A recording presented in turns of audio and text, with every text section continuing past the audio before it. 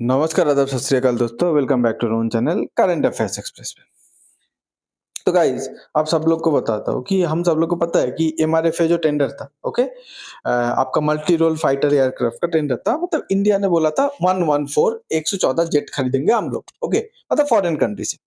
तो ये बोला जाता है दुनिया का पूरे हिस्ट्री पे आज तक सबसे बड़ा फाइटर जेट डील है, ओके। पूरे दुनिया पे सबसे बड़ा आज तक का इतना बड़ा फाइटर जेट का डील एक साथ पे कोई कंट्री नहीं निकाला था, तो इंडिया ने निकाला। अभी इंडिया बोला है 114 में से हम लोग, पहले बोला था 114 ही हम लोग फोर्थ जनरेशन फाइटर एयरक्राफ्ट खरीदेंगे, जिसमें रफाल था, अमेरिका का FA-16 था, FA-21 था, FA-18 था, साब का ग्रिपेन था, यूरोफाइटर टाइफून था, ये सब था। अभी इंडिया बोल रहा है नहीं, हम लोग उसमें से 65th जनरेशन खरीदेंगे और बाकी फोर्थ जनरेशन खरीदेंगे, ओके। इसमें पूरा गेम ही चेंज हो जाता है। देखिए, पहले हम लोग पूरा डेवलपमेंट को समझते हैं। मिग-21 retires after 62 years of service. हम लोग को पता है कि मिग-21, ठीक है, 62 इयर्स जो बहुत ही एक लंबा साल होता है, इतना सर्विस देने के बाद फाइनली मिग-21 रिटायर हो रहा है। हाँ, यही मिग-21 वही एयरक्राफ्ट है जिसको अभिनंदन वर्तमान ने उड़ाया था, उड़ा के बालाकोट सर्जिकल स्ट्राइक का जब रिटेलिएशन हुआ था, याद है? पाकिस्तान का F-16 को मार के गिराया था, पाकिस्तान पे चले गया था, फिर बाद में छुड़ा के लेके आए इंडियन गवर्नमेंट ने, ओके। तो वही है, इसी प्लेन को यूज करके पाकिस्तान का अमेरिका का one of the best fighter jet F-16 को मार के गिराया था। बोला है कि IAF Indian Air Force bids farewell to flying coffin. इसको फ्लाइंग कॉफिन बोला जाता था। क्यों? देखिए, एक्चुअली गलती एयरक्राफ्ट का नहीं है। एक एयरक्राफ्ट 62 इयर्स के लिए नहीं बना होता है, 30-40 इयर्स के लिए होता है। फिर भी इंडिया के पास जेट की कमी था, इंडिया ने इसको इतना टाइम उड़ाया, तो इसलिए ये बार-बार क्रैश हो जाता है और इसकी क्रैश की वजह से बहुत सारा हम लोग इंडियन पायलट खोए। इसीलिए उसको फ्लाइंग कॉफिन बोलते हैं, मतलब उड़ता हुआ कॉफिन, ओके। नाउ, अब इंडिया पे जब ये मिग-21 रिटायर हुआ है, तो कुछ जो एयरक्राफ्ट है उसका स्ट्रेंथ कम हो चुका है। तो IAF will now have almost same number of fighter squadron as Pakistan Air Force. मतलब ये पहले से इंडियन एयरफोर्स के पास एयरक्राफ्ट की कमी था। फिर मिग-21 रिटायर होने के बाद एयरक्राफ्ट इतना कम हो गया, अभी पाकिस्तान के पास जितना एयरक्राफ्ट है, अनफॉर्चुनेटली इंडिया के पास भी उतना ही फाइटर एयरक्राफ्ट है, ओके। पर इंडिया का फाइटर एयरक्राफ्ट ज्यादा एडवांस है पाकिस्तान से, ये बात माइंड पे रखना पड़ेगा। मिराज है, तेजस है, सुखोई 30 है, उसके बाद रफाल है, ओके। देखिए, इंडियन एयरफोर्स ने हमेशा ही बोला है कि हम लोग के पास फाइटर जेट जितना होना चाहिए उससे फाइटर जेट बहुत हद तक कम है, ओके। अब यूएस एक्सपर्ट ने फाइनली ये बताया IAF fighter fleet down by 150 jet in decade. मतलब एक दशक पे IAF को जितना जेट होना चाहिए या जितना जेट उनके पास था इंडियन एयरफोर्स के पास, 150 जेट उससे कम है, okay. While China Pakistan added 460 jet. मतलब इंडिया के पास लगातार जेट कम होते जा रहे हैं, पर चाइना पाकिस्तान ने जो उसके पास जितना जेट था उससे भी 460 जेट, ओके, एक्स्ट्रा ऐड कर लिया। इंडिया के पास जो जेट है हम लोग देख लेते हैं, रफाल है, तेजस है, मिराज है, SU-30M क्या है, रफाल है सबसे एडवांस है। उसके बाद सुखोई भी एडवांस है, पर रफाल का मल्टी रोल कैपेबिलिटी है, सुखोई का एयर सुपेरियरिटी का कैपेबिलिटी। तेजस लाइट कॉम्बैट एयरक्राफ्ट है, मिराज थोड़ा पुराना है बट स्टिल कैपेबल एनफ है, ओके। अब देखिए, अबे हम लोग के लिए टेंशन की बात, चिंता की बात क्यों है? पहले पाकिस्तान चाइना से J-35A लेने की बात कर रहा है, जो एक 5th जनरेशन फाइटर एयरक्राफ्ट है। इंडिया के पास 5th जनरेशन अभी तक नहीं आया है। इंडिया का खुद का 5th जनरेशन डेवलप हो रहा है AMCA, उसमें बहुत टाइम लगेगा। उसके बाद पाकिस्तान तो एक तो J-35A की बात चल रहा है 5th जनरेशन का, उसके साथ साथ पाकिस्तान टर्की का जो और एक फाइटर जेट का प्रोग्राम चल रहा है 5th जनरेशन का, कान फाइटर जेट KAN, कान को भी लेने की बात चल रहा है। मतलब अगर दोनों जेट सक्सेसफुल होता है तो पाकिस्तान के पास दो टाइप का, डिफरेंट टाइप का फाइटर एयरक्राफ्ट होगा, ओके। चाइना के पास आपको पता है J-20 नाम के 5th generation fighter aircraft already आ चुका है और 6th जनरेशन के ऊपर उन लोग काम भी कर रहे हैं, और अभी एक प्रोटोटाइप भी कुछ दिन पहले फ्लाई किया था 6th जनरेशन का। टेंशन की बात है।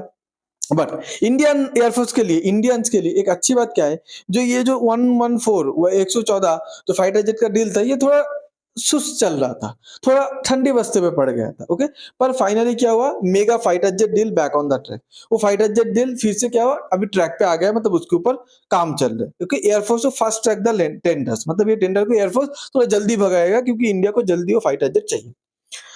अब हम लोग का खुद का तेजस प्रोग्राम भी चल रहा है। तेजस MK1 तो आ गया, MK1 से जो थोड़ा एडवांस वेरिएंट है MK1 है, वो भी सब कुछ ठीक ही है, पर उसका थोड़ा इंजन का इश्यू हो रहा है, क्योंकि पता है हम लोग एयरक्राफ्ट इंजन अभी तक सक्सेसफुली बना नहीं पाए। अमेरिका का जनरल इलेक्ट्रिक्स जी से हम लोग इंजन ले रहे हैं, तो जनरल इलेक्ट्रिक्स इंजन देने पे डिले कर रहा था, तो अभी बोला जा रहा है after delays GE aerospace announce delivery of the jet engine for Tejas LCA MK1A।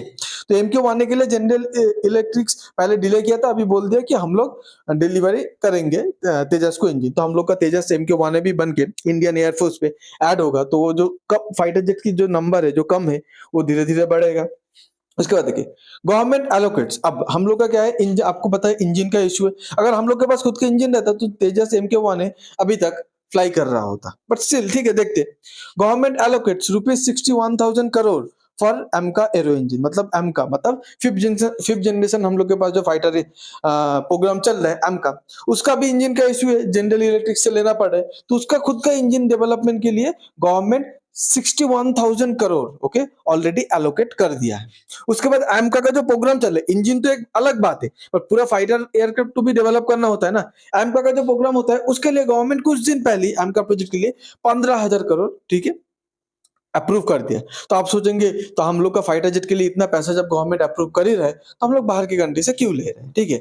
अभी देखिए अप्रूव तो कर रहे हैं, पर एमका का जो पहला प्रोटोटाइप मतलब एक मॉडल रेडी होते होते 2026-27 हो जाएगा। 26 तो मुझे लगता नहीं होगा, 27 2000 पे हो जाएगा। उसके बाद पहला जो फ्लाइट है ठीक है, मॉडल बनते बनते 2027, उसका एक साल बाद पहली बार एमका आसमान पे उड़ेगा सबके आंखों के सामने 2028। उसके बाद उसका बहुत सारा क्लियरेंस होगा, क्लियरेंस होने के बाद वो प्रोडक्शन पे जाएगा, प्रोडक्शन पे जाने के बाद वो इंडियन आर्मी पे ठीक है, सॉरी इंडियन एयरफोर्स पे उसका इंडक्शन होते होते 2030-32 हो जाएगा। मतलब आज से लगभग 5 6 साल 7 बाद उसका इंडक्शन होगा। तो ये जो बीच का जो गैप है, उस गैप पे चाइना के पास ऑलरेडी आ चुका है फिफ्थ जनरेशन, पाकिस्तान के पास आने वाला है। तो ये जो गैप को फिल करने के लिए ना इंडियन एयरफोर्स कहीं ना कहीं एक फिफ्थ जनरेशन, एक छोटा नंबर मतलब 60 नंबर ठीक है, जिसमें हार्डली शायद आपका तीन या 4 स्क्वाड्रन होगा, उसके बारे में सोच रहे हैं। अब आप बोलेंगे फिफ्थ जनरेशन तो कौन सा लेंगे। देखिए F-35 fighter jet already Trump ने क्या किया, ऑफर हम लोग को कर दिया। देखिए F-35 क्या है, पहली बात है बहुत कॉस्टली है। F-35 टेक्नोलॉजिकली ठीक है, पर F-35 का सबसे मेन एडवांटेज क्या है पता है, मेन एडवांटेज है ये बैटल प्रूवन है, बैटल टेस्टेड है, ये बहुत सारे युद्ध लड़ा है। इसके बारे में डेटा हम लोग को सिर्फ ऑन पेपर पता नहीं है, अपने आंखों के सामने देखिए। बट एक चीज है, ये अमेरिका का फाइटर प्लेन है। कल अगर आप अमेरिका से कुछ बात नहीं सुनेंगे, अमेरिका आपको कुछ कंट्रोल पे नहीं देगा, सब कुछ वही सप्लाई करेगा। कल अगर अमेरिका का बात नहीं सुनोगे तो वो फाइटर जेट का कुछ ना कुछ पार्ट सप्लाई बंद कर देगा। पूरा फाइटर जेट जितना भी आप 60 ले लो और 6000 ले लो, जितना भी ले लो, पूरा ग्राउंडेड रहेगा, वो एक मतलब खिलौना बन के रह जाएगा। ये सबसे बड़ा अमेरिका के साथ एक ट्रस्ट इश्यू।